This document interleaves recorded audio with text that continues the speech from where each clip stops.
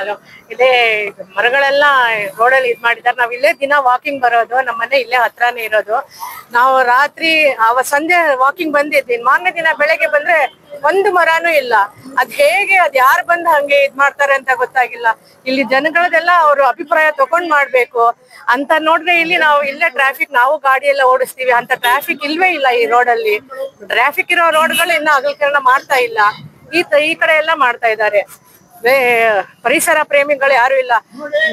ಇದು ಆಕ್ಸಿಜನ್ ಇಲ್ಲ ಅಂತ ಆಕ್ಸಿಜನ್ ಸಿಲಿಂಡರ್ಗಳು ತಗೊಂಡು ಇದ್ ಮಾಡ್ತಾರೆ.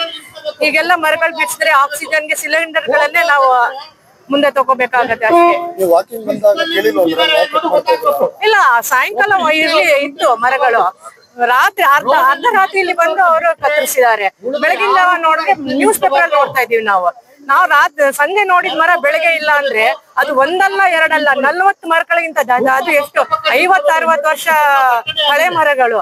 ಈಗ ಹಾಕಿದ್ರೆ ಅದು ಯಾರು ಬೆಳೆಸ್ತಾರೆ, ಯಾರು ಬಂದು ನೀರ್ ಹಾಕ್ತಾರ, ಇವರು ಬಂದ್ ಮಾಡ್ತಾರ? ಅದೇ ಹೊಟ್ಟೆ ಉರಿಯತ್ತೆ.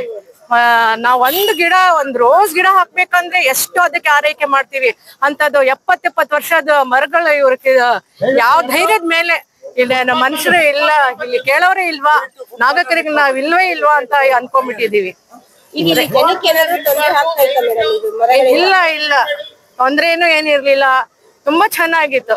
ಇಲ್ಲಿ ನಾವು ದಿನ ವಾಕಿಂಗ್ ಬರುವಾಗ ಎಷ್ಟು ಮರಗಳು ಮೇಡಮ್ 40 ಮೇಲೆ ಕತ್ತಿಸಿದ್ದಾರೆ. ಇಲ್ಲಿ ಆಕ್ಚುಲಿ ರೋಡಲ್ಲಿ ಟ್ರಾಫಿಕ್ ಇಲ್ಲ ಹಂಗ್ ನೋಡ್ಬೇಕು ಅಂದ್ರೆ. ಆಮೇಲೆ ದಸರಾ ಟೈಮ್ ಅಲ್ಲಿ ದೀಪಾಲಂಕಾರ ಮಾಡ್ತಿದ್ರು, 2 ಕಡೆ ರೋಡ್ಗು ದೀಪಾಲಂಕಾರ ಮಾಡ್ತಿದ್ರು. ಅದು ನಮ್ಗೆ ತುಂಬಾ ಹತ್ರ ಅಂತ ಹೇಳ್ಬಿಟ್ಟು ನಾವ್ ಇಲ್ಲೇ ಬರೋದು, ಇಲ್ಲೇ ದೀಪಾಲಂಕಾರ ನೋಡ್ಕೊಂಡು ಹೋಗ್ತಿದ್ವಿ. ಆ ಮರಗಳ ಜೊತೆ ಫೋಟೋಗಳು ತಗೊಂಡಿದ್ವಿ. ಹೋದ ವರ್ಷನು ನೋಡಿದ್ರೆ ಈ ವರ್ಷ ಎಲ್ಲ ಹಾಕ್ತಾರೆ ಇವ್ರ ಅಲಂಕಾರ. ಮನೆಗಳಿಗೆ ಗೇಟ್ಗಳಿಗೆ ಹಾಕ್ಬೇಕಾಗತ್ತೆ ಅಷ್ಟೇ ಲೈಟ್ಗಳು. ಕುಸ್ಮಾ ಅಂತ ನಜರ್ಬಾದ್ ಅಲ್ಲೇ ಇದೀವಿ. ಒಂದು ಹೇಯ ಕೃತ್ಯ, ಕ್ರೂರತನನ ಒಂದು ಜಿಲ್ಲಾಡಳಿತ ಮತ್ತು ಅರಣ್ಯ ಇಲಾಖೆ ತೋರಿಸಿದೆ ಅಂತ ಹೇಳಿದ್ರೆ ತಪ್ಪಾಗ್ಲಾರದು. ಇವತ್ತು ಮೈಸೂರು ನಗರದಲ್ಲಿ 70 ವರ್ಷಕ್ಕೂ ಹೆಚ್ಚು ಆಯುಸಿರುವಂತ ಮರಗಳನ್ನ ಕ್ರೂರವಾಗಿ ಮಧ್ಯರಾತ್ರಿಯಲ್ಲಿ ಬಂದು ಕಡಿಯುವಂತ ಕೆಲ್ಸಕ್ಕೆ ಈ ಒಂದು ಆಡಳಿತ ವ್ಯವಸ್ಥೆ ನಿಂತಿದೆ ಅಂತ ಹೇಳಿದ್ರೆ ಇದು ಯಾವ ಮಟ್ಟಕ್ಕೆ ಪ್ರಭಾವಿ ವ್ಯಕ್ತಿಗಳು ಇದ್ರೆ ಬೆನ್ನಿಂದ ಇರ್ಬೋದು, ಈ ರಸ್ತೆ ಅಗಲೀಕರಣದ ಬೆನ್ನಿಂದ ಇರ್ಬೋದು ಅಂತ ನೀವು ಅರ್ಥ ಮಾಡ್ಕೋಬೇಕಾಗುತ್ತದೆ. ಇವತ್ತು ಉಸಿರಾಟದ ತೊಂದರೆಯಲ್ಲಿ ಮೈಸೂರಿನ ನಗರದಲ್ಲಿ ಹಲವಾರು ಹಿರಿಯ ನಾಗರಿಕರು ತೊಂದರೆಗೆ ಒಳಪಡ್ತಿದ್ದಾರೆ. ಉಸಿರಾಟದ ತೊಂದರೆಯಲ್ಲಿ ಕೋವಿಡ್ ನಂತರ ಅಂತೂ ಅತಿ ಹೆಚ್ಚು, ನೀವು DHO ಅವ್ರ ಹತ್ರ ಮಾಹಿತಿ ತಗೊಂಡ್ರೆ ನಿಮ್ಗೆ ಗೊತ್ತಾಗುತ್ತೆ ಉಸಿರಾಟದ ತೊಂದರೆಯಿಂದ ಎಷ್ಟು ಜನ ಬಳಲ್ತಿದ್ದಾರೆ ಅಂತ ಒಂದು ಸಂದರ್ಭದಲ್ಲಿ ಯಾವುದೋ ಒಂದು ದುರುದ್ದೇಶಕ್ಕೆ ರಸ್ತೆ ಅಭಿವೃದ್ಧಿ ಅಗಲೀಕರಣ ಮಾಡೋದು ಒಂದು ಕಡೆ ಆದ್ರೆ, ದುರುದ್ದೇಶನೇ ಇಟ್ಕೊಂಡೆ ಯಾರೋ ಒಬ್ರಿಗೆ ಒಂದು ಅನುಕೂಲ ಆಗ್ಬೇಕು, ಯಾರಿಗೂ ಒಂದು ದೊಡ್ಡ ಮಾಲ್ ಕಟ್ಟಿರೋಂಥವ್ರಿಗೆ ಅನುಕೂಲ ಆಗ್ಬೇಕು ಅಂತ ಹೇಳೇನೆ ಮಧ್ಯರಾತ್ರಿಯಲ್ಲಿ ನುಗ್ಗಿ ಇಲ್ಲಿ ಒಂದು ಕ್ರೂರತನ ಪ್ರದರ್ಶಿಸಿದ್ದಾರೆ. ಇದಕ್ಕೆ ನಮ್ಮ ಮೈಸೂರಿನ ಪ್ರಜ್ಞಾವಂತ ನಾಗರಿಕರ ವಿರೋಧ ಇದೆ, ಅವರಿಗೆ ಧಿಕ್ಕಾರವಿದೆ. ಸಣ್ಣ ಮಕ್ಕಳು ಕೂಡ ಈ ಒಂದು ಮರ ಕಡಿದಿನ ವಿರೋಧಿಸಿ ಪ್ರತಿಭಟನೆಯಲ್ಲಿ ಭಾಗಿಯಾಗಿದ್ದಾರೆ. ನಾವು ನಮ್ಮ ಮಕ್ಕಳಿಗೆ ಪ್ರಕೃತಿನ ಉಳಿಸುವಂತ ಪಾಠವನ್ನ ಕಲಿಸ್ಬೇಕೆ ಹೊರತು ಈ ಆಡಳಿತ ವ್ಯವಸ್ಥೆಯಲ್ಲಿ ಸೇರ್ಕೊಂಡು ಪ್ರಕೃತಿನ ಉಳಿಸ್ಬೇಕು, ಬೆಳೆಸ್ಬೇಕು ಅನ್ನೋ ವ್ಯವಸ್ಥೆ ಕಲಿಸ್ಬೇಕು ಹೊರತು ಕ್ರೂರತನದಿಂದ ಮಧ್ಯರಾತ್ರಿ ಬಂದು ಮರನ ಕಟ್ ಮಾಡಿ ಕೃತ್ಯ ಇದು. ಕೃತ್ಯ ನನ್ನ ಪ್ರಕಾರ ಮೈಸೂರಿನ ಒಂದು ಕ್ರೂರ ದಿನ ಅಂತ ಹೇಳಿ ನಾವು ಇದನ್ನ ಪ್ರತಿಭಟಿಸ್ಬೇಕು. ಪ್ರತಿ ವರ್ಷ ಈ ದಿನನ ನಾವು ಮರ ಕಟ್ ಮಾಡಿದ ದಿನನ ಕ್ರೂರ ದಿನ ಅಂತ ಹೇಳಿ ಪ್ರತಿಭಟಿಸಿದ್ರೆ ತಪ್ಪಾಗ್ಲಾರದು. ಇವತ್ತು ಹಲವಾರು ಕಾಯಿಲೆಗಳಿಗೆ ಮುಖ್ಯವಾಗಿ ನಮ್ಗೆ ಆಕ್ಸಿಜನ್ನೇ ಮುಖ್ಯವಾಗಿ, ನಾವು ಉಸಿರಾಡ್ಬೇಕು ಅಂತ ಹೇಳಿದ್ರೆ ಆಕ್ಸಿಜನ್ನೇ. ಇವತ್ತು ನೀವು ಒಂದು ಅರ್ಧ ಗಂಟೆ ಮುಂಚೆ ನೋಡ್ಬೇಕಾಯ್ತು, ಅಲ್ಲಿ ಪಕ್ಷಿಗಳು ಎಷ್ಟು ಹಾರಾಡ್ತಿದ್ವು, ಹಾಹಾಕಾರಗಳು ಧಿಕ್ಕರಿಸಿದೆ. ಈ ಭೂಮಿಯಲ್ಲಿ ಕೇವಲ ಮನುಷ್ಯ ಮಾತ್ರ ಅಧಿಕಾರ ಇಲ್ಲ, ಪ್ರತಿಯೊಂದು ಪ್ರಾಣಿ ಪಕ್ಷಿ ಸೂಕ್ಷ್ಮ ಜೀವಿಗಳಿಗೂ ಅಧಿಕಾರ ಇದೆ. ಈ ಭೂಮಿನ ಉಳಿಸ್ಬೇಕು, ನಾವು ಬದುಕ್ಬೇಕು, ಮುಂದಿನ ಪೀಳಿಗೆಗೆ ಉಳಿಸ್ಬೇಕು ಅನ್ನೋ ದೃಷ್ಟಿ ಇಟ್ಕೊಂಡು ಬದುಕ್ಬೇಕೆ ಹೊರತು ಆಡಳಿತ ವ್ಯವಸ್ಥೆ ಇರಬೇಕು ಹೊರತು ಈ ರೀತಿ ಆಗ್ಬಾರ್ದು ಅಂತ ಹೇಳಿ ಇವತ್ತು ಇಲ್ಲಿ ಪ್ರಜ್ಞಾವಂತ ನಾಗರಿಕರೆಲ್ಲ ಒಟ್ಟು ಸೇರಿ ಈ ಒಂದು ಪ್ರತಿಭಟನೆ ಮಾಡ್ತಾ ಇದ್ದಾರೆ. ಅದಕ್ಕೆ ನಾನು ಕೂಡ ನನ್ನ ನಜರ್ಬಾದ್ ಮೌಲಾನ ಒಂದು ಪ್ರಜ್ಞಾವಂತ ನಾಗರಿಕನಾಗಿ ನಾನು ಕೂಡ ಭಾಗಿಯಾಗಿರೋದು ನನಗೂ ಕೂಡ ಹೆಮ್ಮೆ ಇದೆ. ಆಮೇಲೆ ಮುಂದಿನ ದಿನಗಳಲ್ಲಿ ಈ ರೀತಿ ಆಗ್ಬಾರ್ದು ಅನ್ನೋ ಉದ್ದೇಶದಿಂದ ಈ ಹೋರಾಟ ಹಮ್ಮಿಕೊಂಡಿದ್ದೀವಿ ಅಂತ ಭಾಗಿಯಾಗಿದೆ. ಥ್ಯಾಂಕ್ಸ್. ದೀಪಕ್ ಪುಟ್ಟಸ್ವಾಮಿ. ಇಲ್ಲಿ ಏನೋ ಒಂದು ಕೃತ್ಯ ನಡೆದಿದೆಯೋ ಏನೋ ನಮ್ಗೆಲ್ಲರೂ ಕೂಡ ಏನೋ ಒಂಥರ ಆಘಾತ ಆಗಿದೆ. ಯಾಕಂತಂದ್ರೆ ಮೈಸೂರು ಅಂದ್ರೆ ನಮ್ಮ ಸಿಟಿ, ಒಂದು ಎಮೋಷನಲ್ ಅಟ್ಯಾಚ್ಮೆಂಟ್ ಇರುತ್ತೆ. ಅಂಡ್ ಇದು ಸಾಂಸ್ಕೃತಿಕ ನಗರ. ನಾವೆಲ್ಲರೂ ಕೂಡ ಯೋಚನೆ ಮಾಡ್ತಾ ಇದೀವಿ ಏನೋ ಯಾವಾಗ ಮೈಸೂರು ಬೆಂಗಳೂರು ಆಗ್ಬಿಡುತ್ತೋ ಅಂತ. ಸೊ ಈ ಒಂದು ಡೆವಲಪ್ಮೆಂಟ್ಸ್ಗಳನ್ನ ನೋಡ್ತಾ ಇದ್ರೆ ಆ ದಿನ ದೂರ ಇಲ್ಲ ಅಂತ ಅನ್ನಿಸ್ತಾ ಇದೆ. ಅಂಡ್ ಇನ್ನೊಂದು ಇದನ್ನ ರಾತ್ರೋರಾತ್ರಿ ಮಾಡಿದ್ದಾರೆ. ದಿನದಲ್ಲಿ ಮಾಡಿದಿದ್ರೆ ನಾವು ಅದನ್ನ ತಡಿಬೋದಿತ್ತು, ಬಟ್ ರಾತ್ರಿ ಮಾಡಿದ್ದಾರೆ. ಅಂಡ್ ಇನ್ನು ಬೇರೆ ಕಡೆನೂ ಕೂಡ ಇವರು ಮರಗಳನ್ನ ಐಡೆಂಟಿಫೈ ಮಾಡಿದ್ದಾರೆ ಕಡಿಬೇಕು ಅಂತ. ಸೊ ಈ ಒಂದು ಏನು ಪ್ರೊಟೆಸ್ಟ್ ಇದೆಯೋ ಅದು ನಿಲ್ಬೇಕು. ಯಾಕಂದ್ರೆ ಇಷ್ಟೆಲ್ಲ ನಾವು ಮಾಡಿ ಕೊನೆಗೆ ಯಾವುದೇ ರೀತಿಯಾದ ಚೇಂಜಸ್ ಇಲ್ಲ ಅಂತಂದ್ರೆ ಏನೂ ಇಲ್ಲ. ಸೊ ಹಾಗಾಗಿ ಏನು ಜಿಲ್ಲಾ ಆಡಳಿತ ಅವರು ಇದನ್ನ ಮಾಡಿದಾರೋ ಇದು ಒಂದು ಸ್ಟ್ರಾಂಗ್ ಮೆಸೇಜ್ ಆಗ್ಬೇಕು. ಸೊ ಅವ್ರು ಹೇಳ್ತಾರೆ ನಾವೇನು 40 ಮರಗಳನ್ನ ಕಡ್ದಿದೀವೋ ನಾವು ಬೇರೆ ಕಡೆ 400 ಗಿಡಗಳನ್ನ ನೆಡ್ತೀವಿ ಅಂತಂತ. ಬಟ್ ಆ 400 ಗಿಡಗಳು ಈ 40 ಮರಕ್ಕೆ ಸಮ ಇಲ್ಲ. ಒಂದು 40 ವರ್ಷ 50 ವರ್ಷ ಬೆಳೆದಿರುವಂತ ಮರ ಪರಿಸರಕ್ಕೆ ಏನೊಂದು ಕಾಂಟ್ರಿಬ್ಯೂಷನ್ ಕೊಡ್ತಿರುತ್ತೋ ಅದಕ್ಕೆ ಬೆಲೆನೇ ಕಟ್ಟಕ್ಕಾಗಲ್ಲ. ನೀವು ಚೈನಾ ಮತ್ತೆ ಜಪಾನ್ ಅಂತ ದೇಶಗಳಲ್ಲಿ ನೋಡಿದ್ರೆ ಅವ್ರ ಮರಗಳನ್ನ ಎಷ್ಟು ಅವರು ರೆಸ್ಪೆಕ್ಟ್ ಕೊಡ್ತಾರೆ ಅಂತ. ಅವರ ಮರನೇ ಶಿಫ್ಟ್ ಮಾಡ್ತಾರೆ. ಬೇರೆ ಏನೋ ಮೆಥಡ್ಸ್ ಇರುತ್ತೆ ಅದನ್ನ ಫಾಲೋ ಮಾಡ್ಬೋದು. ಬಟ್ ಇಲ್ಲಿ ನಾವು ನೋಡಿದ್ರೆ ತುಂಬಾ ಸ್ವಾರ್ಥ ಇದೆ. ಯಾವುದೋ ಒಂದು ಸ್ವಾರ್ಥಕ್ಕೋಸ್ಕರ ಇದನ್ನ ಮಾಡಿರೋ ತರ ಕಾಣಿಸುತ್ತೆ. ಹಾಗಾಗಿ ಇದೊಂದು ಸ್ಟ್ರಾಂಗ್ ಮೆಸೇಜ್ ಹೋಗ್ಬೇಕು, ಬದಲಾವಣೆ ಬರಬೇಕು, ಮರಗಳನ್ನ ಕಡೆನ ನಿಲ್ಲಿಸ್ಬೇಕು. ನಿಮ್ಮ ಹೆಸರು ಸರ್? ನನ್ನ ಹೆಸರು ಗೌತಮ್ ಅಂತ. ನಮಸ್ಕಾರ, ನನ್ನ ಹೆಸರು ಶ್ರೀಪಾಲ್ ಅಂತೇಳಿ, ಮೈಸೂರಿನವರೇ. ಅದು ಲೋಕಲ್ ನಲ್ಲಿ ಇದೇ ವಾರ್ಡ್ ಸಂಬಂಧಪಟ್ಟಂಗೆ ನಾವು ಇರೋಂಥದ್ದು. ಇಲ್ಲಿ ನಮ್ಮ ಮೈಸೂರಿನಲ್ಲಿ ಇತ್ತೀಚೆಗೆ ಏನಾಗಿದೆ ನೋಡಿ, ಐತಿಹಾಸಿಕ ತವರು ಜಿಲ್ಲೆ ಅಂತ ಹೇಳ್ತೀವಿ ಇದಕ್ಕೆ.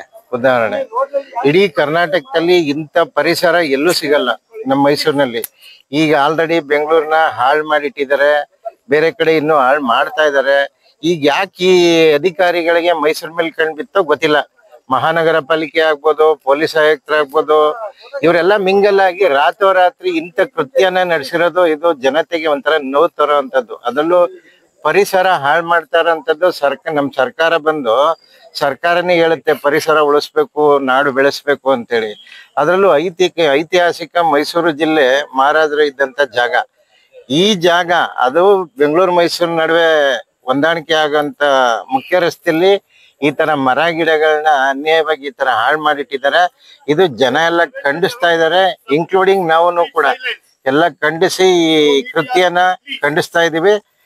ದಯಮಾಡಿ ಇದಕ್ಕೆ ಸಂಬಂಧಪಟ್ಟವರು ಸರ್ಕಾರ ಆಗ್ಬೋದು, ಅಧಿಕಾರಿಗಳಾಗ್ಬೋದು, ಅವ್ರಿಗೆ ಶಿಕ್ಷೆ ಆಗ್ಲೇಬೇಕು ಅಂತ ನನ್ನ ಬೇಡಿಕೆ, ಕೋರಿಕೆ. ದಯಮಾಡಿ ಮಾನ್ಯ ಮುಖ್ಯಮಂತ್ರಿಗಳಾಗಿರ್ಬೋದು ಅಥವಾ ಸಂಬಂಧಪಟ್ಟ ಉಸ್ತುವಾರಿ ಸಚಿವರಾಗಿರ್ಬೋದು, ಇದ್ರ ಬಗ್ಗೆ ಕ್ರಮ ತಗೊಂಡ್ರೆ ನಮ್ಗೆ ಒಂದು ಗೌರವ ಸಿಗುತ್ತೆ ಅನ್ನೋದು ನಮ್ಮ ಅಭಿಪ್ರಾಯ. ಮತ್ತೆ ಪರಿಸರ ಹಾಳು ಮಾಡಿರೋದನ್ನ ಮತ್ತೆ ತರಕ್ಕಾಗಲ್ಲ. ಇನ್ನು ಮುಂದಕ್ಕೆ ಆಗದೆ ಇರುವಂತದ್ದಾದ್ರೂ ಆಗ್ಲಿ, ಅಧಿಕಾರಿಗಳ ಮೇಲೆ ಕ್ರಮ ತಗೊಳ್ಳೇಬೇಕು ಅಂತ ನಾನು ಒತ್ತಾಯ ಮಾಡ್ತಾ ಇದ್ದೇನೆ. Thank you sir. ನೀವೇನಾದ್ರು ಕೇಳ್ತೀರಾ? ಸಾಂಸ್ಕೃತಿಕ ನಗರ ಮೈಸೂರಿನಲ್ಲಿ ಕಳೆದ 2-3 ದಿನಗಳಿಂದ ಈ ಮರಗಳ ಒಂದು ಏನ್ ಮರಣಹೋಮ ಇದಾಗಿದೆ. ಭಾಗಶಃ ಇದು ಮೈಸೂರಿನ ಒಂದು ಮಾನವನ ಮರಣಹೋಮ ಅಂತಲೂ ಕೂಡ ಹೇಳ್ಬೋದು. ಭಾಗಶಃ ಮರಗಳನ್ನ ಒಂದು ಸಸ್ಯಶಾಸ್ತ್ರದ ಪ್ರಕಾರ ಹೇಳೋದೇ ಆದ್ರೆ ಅದು ಒಂದ್ ರೀತಿಯಲ್ಲಿ ನಮ್ಮ ಶ್ವಾಸಕೋಶ ಅಂತಾನು ಕರಿಬಹುದು. ಈ ನಿಟ್ಟಿನಲ್ಲಿ ಇವತ್ತು ಸಾಂಸ್ಕೃತಿಕ ನಗರದ ಆಗಿರ್ತಕ್ಕಂಥ ಈ ಒಂದು ದುರ್ಘಟನೆ ಬಹಳ ಅಮಾನವೀಯ ಕೃತ್ಯವಾದಂಥದ್ದು. ನಿಜಕ್ಕೂ ಈ ರೀತಿಯ ಒಂದು ದುರ್ಘಟನೆ ಮತ್ತೊಮ್ಮೆ ಮರುಕಳಿಸಿದ್ದು ಇದೊಂದು ವಿಷಾದಕರ ಅಂತ ಹೇಳಿ ನಾನಾದ್ರೂ ಕೂಡ ಭಾವಿಸ್ತೇನೆ. ಹಾಗಾಗಿ ವಾಲಂಟ್ರಿ ಆಗಿ ಕರ್ನಾಟಕ ರಾಜ್ಯ ರೈತ ಕಲ್ಯಾಣ ಸಂಘ ಇವತ್ತಾಗಿರ್ತಕ್ಕಂಥ ಈ ಒಂದು, ಯಾಕೆಂದ್ರೆ ಭೂತಾಪಮಾನ ಜಾಸ್ತಿ ಆಗ್ತದೆ, ಜಾಗತಿಕ ತಾಪಮಾನ ಜಾಸ್ತಿ ಆಗ್ತದೆ, ಓಝೋನ್ ಪದರ ವೀಕ್ ಆಗ್ತಾ ಇದೆ, ಸಮುದ್ರದ ನೀರಿನ ಮಟ್ಟ ಜಾಸ್ತಿ ಆಗ್ತದೆ, ಇತ್ತೀಚಿನ ದಿನಗಳಲ್ಲಿ ಬಹಳ ಉಷ್ಣಾಂಶ ಜಾಸ್ತಿ ಆಗ್ತದೆ. ಇದೆಲ್ಲನೂ ಕೂಡ ಮನುಷ್ಯನಿಗೆ ಆರೋಗ್ಯವಾದಂತ ಬೆಳವಣಿಗೆ ನಿರ್ಮಾಣ ಆಗ್ಬೇಕು ಅಂದ್ರೆ ಅದನ್ನು ಕೂಡ ಮಣ್ಣಿನ ಜೊತೆ ಇವತ್ತೇನ್ ನಮ್ ಕಾಲಡಿಲತಕ್ಕಂಥ ಭವ್ಯವಾದ ಸಂಪತ್ತು ಮಣ್ಣಿನ ಉಳಿಸ್ಕೊಳ್ಳೋದ್ರ ಜೊತೆಗೆ ಮರಗಳನ್ನ ಕಾಪಾಡ್ಕೊಳ್ಬೇಕಾಗಿದ್ದು ಮನುಷ್ಯನ ಪ್ರಥಮ ಮತ್ತು ಆದ್ಯ ಕರ್ತವ್ಯ ಆಗಿರ್ತಕ್ಕಂಥ ನಿಟ್ಟಿನಲ್ಲಿ ನಾವಿವತ್ತು ಅರಣ್ಯ ಇಲಾಖೆಗೂ ಕೂಡ ಈಗ ಆಲ್ರೆಡಿ ಮಾತನಾಡಿದೀವಿ, ಸಂಬಂಧಪಟ್ಟಂತ ಅಧಿಕಾರಿಗಳ ಜೊತೆ ಮಾತನಾಡಿದೀವಿ. ಇದು ನಿಜಕ್ಕೂ ಖಂಡನೀಯ. ಮುಂದಿನ ದಿನಗಳಲ್ಲಾದ್ರೂ ಕೂಡ ಅರಣ್ಯ ಸಂರಕ್ಷಣಾ ಕಾಯ್ದೆ ಏನಿದೆ ಆ ಕಾಯ್ದೆಯ ಒಂದಷ್ಟು ಮಾನದಂಡಗಳ ಪ್ರಕಾರ ಈ ರೀತಿಯ ಮರಗಳನ್ನ ಕಡಿಯೋದಕ್ಕೆ ಮುಂಚೆ precaution is better than cure ಅನ್ನೋಂಗೆ ಮುಂಚಿತವಾಗಿ ಏನ್ ತಗೋಬೇಕಾಯ್ತು ಆ ಮಾನದಂಡಗಳನ್ನ ತಗೊಂಡು ಇದನ್ನ ನಿಜವಾಗ್ಲೂ ಮಾಡಿದ್ದೇ ಆಗಿದ್ರೆ ಅಭಿವೃದ್ಧಿ ಅನಿವಾರ್ಯ. ಅಭಿವೃದ್ಧಿಯ ಹೆಸರಿನಲ್ಲಿ ಈ ರೀತಿಯ ಒಂದಷ್ಟು ಪ್ರಕೃತಿಯ ಜೊತೆ ಚೆಲ್ಲಾಟ ಆಡ್ತಿರ್ತಕ್ಕಂಥದ್ದು ಮಾನವನ ಹಂತಕ್ಕೆ ಕಾರಣ ಆಗ್ತಿದೆ ಅಂತ ಹೇಳಿ ನಮ್ಮ ರೈತ ಕಲ್ಯಾಣ ಸಂಘ ಇದನ್ನ ಖಂಡಿಸ್ತೆ. ಹಾಗಾಗಿ ಮುಂದಿನ ದಿನಗಳಲ್ಲಾದ್ರೂ ಈ ರೀತಿಯ ದುರ್ಘಟನೆಗಳನ್ನ, ಅದರಲ್ಲೂ ಕೂಡ ನಮ್ಮದೇ ಆದಂತ ಗೌರವಾನ್ವಿತ ಮುಖ್ಯಮಂತ್ರಿಗಳ ತವರೂರಿಂದೇ ಮೈಸೂರು ಇರ್ತಕ್ಕಂಥ ಈ ನಿಟ್ಟಿನಲ್ಲಿ ಇನ್ಮುಂದಿನ ದಿನಗಳಲ್ಲಾದ್ರೂ ಕೂಡ ಈ ಮರಗಳನ್ನ ಉಳಿಸ್ಕೊಳ್ಳೋದ್ರ ಜೊತೆಗೆ ಮನುಷ್ಯನ ಸಂರಕ್ಷಣೆಗೆ ಆರೋಗ್ಯವಾದಂತ ಒಂದು ಒಳ್ಳೆ ಬದುಕನ್ನ ನಿರ್ಮಾಣ ಮಾಡ್ಬೇಕು ಅಂದ್ರೆ ನಾವು ಪ್ರಕೃತಿನ ಕಾಪಾಡ್ಕೋಬೇಕಾಗತ್ತೆ. ಹಾಗಾಗಿ ಈಗೇನಾಗಿದೆ ಇದಕ್ಕೆ ಸೂಕ್ತವಾದಂತ ಒಂದಷ್ಟು ಮಾನದಂಡಗಳ ಅಥವಾ ಇದಕ್ಕೊಂದಷ್ಟು ರೂಪರೇಷೆಗಳನ್ನ ಸರ್ಕಾರನೇ ಇದನ್ನ ಮುಂಜಾಗ್ರತವಾಗಿ ಅಥವಾ ಮುಂದಾಳತ್ವವನ್ನು ವಹಿಸಿ ಇದಕ್ಕೊಂದು ಪರಿಹಾರವನ್ನ ಒದಗಿಸ್ಕೊಡ್ಬೇಕು ಅಂತ ಕೂಡ ನಾನು ಈ ಸಂದರ್ಭದಲ್ಲಿ ಹೇಳಲಿಕ್ಕೆ ಬಯಸ್ತೇನೆ. ಮೇಡಮ್, ಈಗ ನಾವು ಇಲ್ಲಿ ಬಂದ ಕಾರಣ ಈ ಮರಗಳನ್ನ ಕಟ್ ಮಾಡಿರೋದು ನಿಮ್ಗೆ ಗೊತ್ತಿದೆ, ಚೆನ್ನಾಗಿ ಕಟ್ ಮಾಡಿದ್ದಾರೆ, ಮ್ಯಾಸಾಕರ್ ಮಾಡಿದ್ದಾರೆ, ಕಟ್ ಮಾಡಿ ಎಲ್ಲಿಂದ ಗೊತ್ತಿರೋ ರಾತ್ರಿ ಮಾಡಿದ್ದಾರೆ. ಈಗ ಆಗೋಯ್ತು, ಆದ್ರೆ ಆಗೋಯ್ತು ಅಂತ ನಾವು ಅದನ್ನ ಒಪ್ಪೋದಿಲ್ಲ. ಮಾಡಿದ್ದೀರಾ ನೀವು. ಈಗ ಮಾಡಿದ್ದನ್ನ ಮುಂದಕ್ಕೆ ನಾವು ಏನ್ ಮಾಡ್ಬೇಕಂತ ನಾವೊಂದು ಪ್ಲಾನ್ ಹಾಕೊಂಡಿದೀವಿ. ಈಗ ಒಂದೊಂದು ಮರ ಕಟ್ ಮಾಡಿದಕ್ಕೆ ಅವ್ರು ಅಲ್ಲಿ ನೆಟ್ಟಿದ್ದಾರೆ. ಹಾಗೇನೆ ನಾವು ಎಲ್ಲೆಲ್ಲ ಗಿಡ ನೆಟ್ಬೇಕಾಗುತ್ತೆ. ಅಲ್ಲಿ ನಾವು ಗಿಡ ನೋಡೋ ಪ್ರೋಗ್ರಾಮ್ ಹಾಕ್ಲೇಬೇಕು. ಗಿಡಗಳನ್ನ ಸ್ಯಾಪ್ಲಿಂಗ್ ನ ನೆಡ್ಲೇಬೇಕು. ಈಗ ನೋಡಿ, ಇಲ್ಲೂ ಅಷ್ಟೇ, ಇಲ್ಲಿ ಈ ಪಕ್ಕದಲ್ಲಿ ಹೇಗೆ ಅವ್ರು ಕಟ್ ಮಾಡಿಬಿಟ್ಟಿದ್ದಾರೆ. ಆ ಕಡೆ ರೋಡ್ ಆ ಕಡೆ ಮಾಡ್ಬೋದಿತ್ತು, ಆದ್ರೆ ಮಾಡಿಲ್ಲ. ಅಲ್ಲಿ ಕೆಲವು ಕಡೆ ಇಲ್ಲಿ ಏನಾಗಿದೆ, ಅಲ್ಲಿ ಒಂದು ರೋಡ್ ಟೆಂಪಲ್ ಇದೆ, ಅಲ್ಲೂ ರೋಡ್ ಅಗ್ಲಿಸ್ಲಿಕ್ಕೆ ಆಗೋದಿಲ್ಲ. ಆದ್ರೂ ಅವರು ಕಟ್ ಮಾಡ್ಬಿಡ್ತಾರೆ. ಫಸ್ಟ್ ಅದನ್ನ ಮಾಡಿ ಆಮೇಲೆ ಮಾಡ್ತಿದ್ರೆ ಆಗ್ತಿತ್ತಲ್ವಾ? ಮಾಡ್ಲಿಕ್ಕೆ ಆಗುತ್ತೋ ಇಲ್ವಾ ಪ್ಲಾನ್ ಮಾಡಬೇಕಾಗಿತ್ತು. ಅದ್ ಮಾಡಿಲ್ಲ. ಮರ ಕಟ್ ಮಾಡೋದೇ ಇವ್ರಿಗೆ ಇಂಪಾರ್ಟೆಂಟ್ ಇತ್ತು. ಈಗ ಮಾಡ್ಬಿಟ್ಟಿದ್ದಾರೆ. ನಾವು ಅದನ್ನ ವಿರೋಧಿಸ್ತಿದ್ದೀವಿ, ಇನ್ನು ಮುಂದಕ್ಕೂ ವಿರೋಧಿಸ್ತೀವಿ. ಒಂದೇ ಮರ ಕಟ್ ಮಾಡೋದು ನಾವು ಬಿಡೋದಿಲ್ಲ. ಇವತ್ತು ಕಲ್ಯಾಣಗಿರಿ ಒಂದು ಮರ ಕಟ್ ಮಾಡಿದ್ದಾರೆ, ಅದು ಹೋಗಿ ನಿಲ್ಸ್ತೀವಿ. ಇನ್ನು 10-20 ಗಿಡ ನಿಲ್ಸಿ ಅಂತ ಸಂಬಂಧಪಟ್ಟ ಅಧಿಕಾರಿಗೆ ಹೇಳಿದ್ವಿ. ನಾವೇನ್ ಮಾಡ್ಬೇಕೀಗಂದ್ರೆ, ಎಲ್ಲೇ ಒಂದು ಮರ ಕಟ್ ಮಾಡಿದ್ರು 20 ಮರ ನೆಡಲೇಬೇಕು. ನೆಡುವಂಗೆ ನಾವು ಅಧಿಕಾರಿಗಳಿಗೆ ಒತ್ತಾಯಿಸ್ತೇವೆ. ಅವ್ರು ಮಾಡ್ಲೇಬೇಕಂತ ನಮ್ಮ ಒಂದು ಒತ್ತಾಯ. ಈ ಮತ್ತೆ ಇನ್ನು ಎಲ್ಲೆಲ್ಲಿ ಪ್ಲಾನ್ ಇದೆ ಸರ್? ಮತ್ತೆ ಇನ್ನು ಕಟ್ ಮಾಡ್ತಾ ಇದ್ದಾರೆ ಮೇಡಮ್, ಈಗ ಸದ್ಯಕ್ಕೆ ಕಟ್ ಮಾಡ್ತಿದ್ದಾರೆ ಗೊತ್ತಾಗಿದೆ, ಕಟ್ ಮಾಡ್ತಿದ್ದಾರೆ ಅಂತ ನಮ್ಗೆ ಗೊತ್ತಾಗಿದೆ. ಅಲ್ಲೆಲ್ಲ ಹೋಗಿ ನಾವು ಅದನ್ನ ಒತ್ತಾಯ ಮಾಡ್ತಿದೀವಿ, ಕಟ್ ಮಾಡ್ಬೇಡಿ ಅಂತ ಹೇಳಿ. ಅದು ಎಷ್ಟೇ ಉಳಿಸ್ಬೇಕು ಅದನ್ನ ಉಳಿಸ್ಲಿಕ್ಕೆ ನಾವು ನೈಸರ್ಗಿಕವಾಗಿದ್ದನ್ನ ನಾವು ಕೃತಕವಾಗಿ ಮಾಡ್ಕೊಳ್ತಾ ಬರ್ತಾ ಇದೀವಿ. ಮತ್ತೆ 40 ಮರ ಏಕಾಏಕಿ ಕಡ್ದಿದ್ದಾರೆ. ಅಭಿವೃದ್ಧಿ ಅಗಲೀಕರಣದ ಕಾರಣ ಕೊಟ್ಟಿದ್ದಾರೆ. ಇಲ್ಲಿಂದ ಹೋದ್ರೆ ಅಷ್ಟೇ ದೂರ ಅಗಲೀಕರಣ ಆಗೋದು. ಮುಂದೆ ಒಂದು ಕಾಳಿಕಾಂಬಾ ಟೆಂಪಲ್ ಇದೆ, ಮತ್ತೆ ಇನ್ನೊಂದ್ ಕಡೆ ಅಲ್ಲಿ ಇದ್ದಿದೆ, ಅದು ಮುಂದೆ ಅಗಲೀಕರಣ ಆಗಲ್ಲ. ಜಸ್ಟ್ ಇಲ್ಲಿಂದ ಮುಂದೆ ನಾನ್ ಹೇಳೋದು, ಒಂದು ಮರ ಕಡಿತಾ ಇದೀವಿ ಅಂದ್ರೆ 4 ಮರ ಅದರ ಬದಲಿಗೆ ನೆಡ್ಬೇಕು. ಇವ್ರ ಮರ ಕಡಿಲೇಬೇಕು ಅನ್ನೋದಾಗಿದ್ರೆ ಮುಂಚೆನೆ 5 ವರ್ಷನೋ 6 ವರ್ಷ ಮುಂಚೆನೋ ಆ ಕಡೆ ಬದಿಲಿ ಬೇರೆ ಮರ ನೆಟ್ಟಿ ಅದು ಪೋಷಿಸಿ ನಂತರ ಕಡಿದಿದ್ರು ಆಗೋದು. ಇವ್ರಿಗೆ ತಂತ್ರಜ್ಞಾನ, ಆಧುನಿಕತೆ, ಅಭಿವೃದ್ಧಿ ಅನ್ನೋಗಳು ಸಿಗ್ತಾ ಇದಾವೆ. ಪರಿಸರ, ಪ್ರಕೃತಿ, ನಿಸರ್ಗ ಅನ್ನೋದು ಬೇಡವಾ? ಹಂಗಾದ್ರೆ ಮನುಷ್ಯನ್ಗೆ ಸ್ವಚ್ಛ ಗಾಳಿ, ಆರೋಗ್ಯ ಕೊಡ್ತಾ ಇರೋದು ಯಾವ್ದು? ಆಧುನಿಕ ಯಂತ್ರಗಳ, ಅಥವಾ ನಾನು ಓಡಾಡೋ ಕಾರ್ ಕೊಡುತ್ತಾ ನನ್ಗೆ ಒಳ್ಳೆ ಗಾಳಿ? ಅಲ್ಲಿ ರಾಜ್ಕುಮಾರ್ ರಸ್ತೆ ಈಗ್ಲೂ ಯಾವ್ದೋ ಒಂದು ಕಾರಣಾಂತರದಿಂದ, ಕಾನೂನಿನ ತೊಡಕಿಂದ ರಸ್ತೆ ಅದು ಪೂರ್ಣ ರೀತಿಯಲ್ಲಿ ಇದಾಗಿಲ್ಲ. ಜನ ಬೀಳ್ತಾ ಇದ್ದಾರೆ, ಸಾವು ನೋವು ಸಂಭವಿಸಿದೆ, ಅನಾಹುತಗಳು ನಡೆದು ಈಗ್ಲೂ ದಿನಕ್ಕೊಂದು ಏನಾದ್ರೂ ಒಂದು ಅನಾಹುತ ಜರುಗ್ತಾನೆ ಇದೆ. ಅದಕ್ಕೆ ನೀವು ಶಾಸಕರಾಗಿರ್ಬೋದು, MP ಆಗಿರ್ಬೋದು, ಸರ್ಕಾರ ಒಟ್ಟಾರೆ ಜಿಲ್ಲಾಡಳಿತ ಯಾರು ಕೂಡ ತಮ್ಮ ಗಮನಕ್ಕೆ ತಮ್ಮ ಸ್ವಂತ ಇಚ್ಛಾಶಕ್ತಿಯಿಂದ ಸಮಸ್ಯೆ ಬಗೆಹರಿಸ್ತಾ ಇಲ್ಲ. ಈ ಮರ ಕಡಿಯೋ ವಿಚಾರದಲ್ಲಿ ನಿಮ್ಗೆ ಏನಕ್ಕೆ ಅಷ್ಟೊಂದು ಆತುರತೆ? ಅದು ಇನ್ನೊಂದು ರಾತ್ರೋರಾತ್ರಿ ತಂದು ನಿಲ್ಲಿಸ್ಕೊಂಡಿದ್ರಂತೆ. ನಮ್ ಫ್ರೆಂಡ್ ಯಾರೋ ಹೇಳಿದ್ರು, ಪ್ರಶ್ನೆ ಮಾಡಕ್ ಆಗ್ತಿರ್ಲಿಲ್ಲ.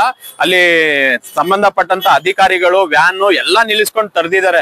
ಯಾವಾಗ? ರಾತ್ರೋರಾತ್ರಿ ಕಳ್ಳರ್ತರ ನೀವು ಮಾಡಿರೋಂತ ಕೆಲ್ಸನ. ಅಭಿವೃದ್ಧಿಲಿ ಅಲ್ಲೆಲ್ಲೋ ಕಸ ಇರೋದನ್ನ ರಾತ್ರೋರಾತ್ರಿ ಗುಡಿಸಿ, ಬಣ್ಣ ಹೊಡಿಸಿ, ರಸ್ತೆಯಲ್ಲಿ ಗುಂಡಿ ಬಿದ್ದಿರೋದನ್ನ ಮುಚ್ಚಿರಿ. ಇದನ್ನ ಬೇಕಾದ್ರೆ ನೀವು ಮಾಡಿದ್ರೆ ನಾವು ಸಾರ್ವಜನಿಕರು ಸಮರ್ಥಿಸ್ಕೋತೀವಿ, ನಮ್ಮ ಆಡಳಿತ ಸುಧಾರಣೆಗೆ ಬರ್ತಾ ಇದೆ ಅಂತ. ಇದು ಬೇಡವಾಗಿತ್ತು. ನಾನೊಬ್ಬ ಪರಿಸರ ಪ್ರೇಮಿಯಾಗಿ ಇದನ್ನ ಖಂಡಿಸ್ತೀನಿ. ಮತ್ತೆ ಇಲ್ಲಿ ಎಷ್ಟು ಜನ ಸೇರಿದ್ರು ಸಾರ್ವಜನಿಕರು ತಲೆಗೆ ಆಗಿರ್ಬೋದು ಎಲ್ಲಾ ಒಂದ್ ಕಡೆ ಇಟ್ಬಿಡೋಣ. ಪ್ರಚಾರಕ್ಕೆ ಹೊರತುಪಡಿಸಿ ಪ್ರಯೋಜನಾತ್ಮಕ ಒಂದು ನಿರ್ಧಾರ ಮಾಡ್ಕೊಳ್ಳಿ ಅಂತ ನಾನು ಹೇಳ್ಬೇಕು ಅಂತ ಅನ್ಕೊಂಡಿದ್ದೆ. ಅವಕಾಶ ಇಲ್ಲ. ನಿಮ್ಮ ಮಾಧ್ಯಮದ ಮುಖಾಂತರ ಹೇಳ್ತಾ ಇದ್ದೀನಿ, ಸಾರ್ವಜನಿಕರೇ ನಿಮ್ಮನ್ನ ಕಾಪಾಡೋದು, ಮುಂದಕ್ಕೆ ನಿಮ್ಮ ಪೀಳಿಗೆಗೆ ಉಪಯೋಗ ಆಗೋದು ಗಿಡ ನೆಟ್ಟು ಮರ ಮಾಡಿ. ನಿಮ್ಗೆ ಅಲ್ದೇ ಇದ್ರು ನಿಮ್ಮ ಮಕ್ಕಳಿಗೆ ಮೊಮ್ಮಕ್ಕಳಿಗೆ ನೆರಳು ಕೊಡ್ತೀವಿ.